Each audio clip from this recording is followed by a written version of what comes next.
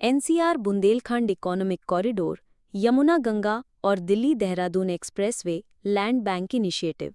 उत्तर प्रदेश सरकार और केंद्र सरकार मिलकर एनसीआर से बुंदेलखंड और गंगा यमुना क्षेत्र को जोड़ने वाले एक नए आर्थिक कॉरिडोर की योजना बना रही हैं।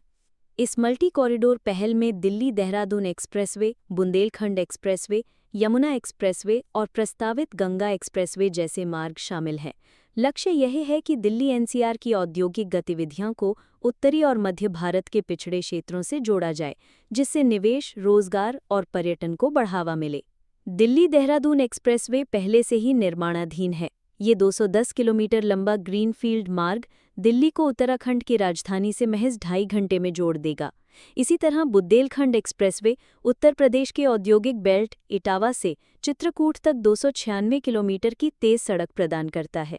सामने आ रही योजना के अनुसार यमुना और गंगा के बीच एक नई सड़क और रेल कॉरिडोर विकसित होगा, जो नोएडा, अलीगढ़, उरई, बांदा, चित्रकूट और प्रयागराज से होता हुआ पूर्वी उत्तर प्रदेश की ओर जाएगा।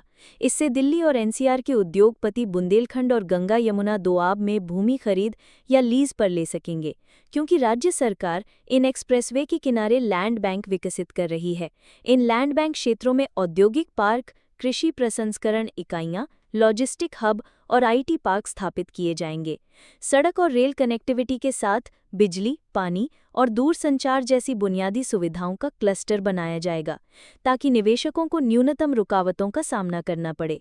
बुंदेलखंड और यमुना गंगा क्षेत्र लंबे समय से विकास से वंचित रहे हैं, लेकिन इन नए कॉरिडोरों से छोटे किसानों और स्थानीय उद्यमियों को अपने उत्पादों को दिल्ली, पश्चिमी उत्तर प्रदेश और उत्तराखंड के बाजारों तक पहुंचाने में आसानी होगी।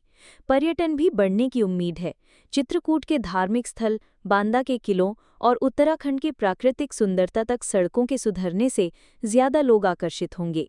इसके अलावा दिल्ली देहरादून एक्सप्रेसवे के साथ प्रस्तावित 12 किलोमीटर लंबी एलिवेटेड डेक सड़क यमुना और सहारनपुर की बाढ़ प्रवण भूमि को पार करते हुए भविष्य की जलवायु चुनौतियों से निपटने का उदाहरण बनेगी।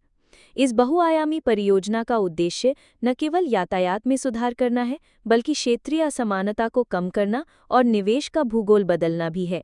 भूमि बैंक और एक्सप्रेसवे का सम्मिलित प्रभाव लाखों नौकरियां सृजित कर सकता है।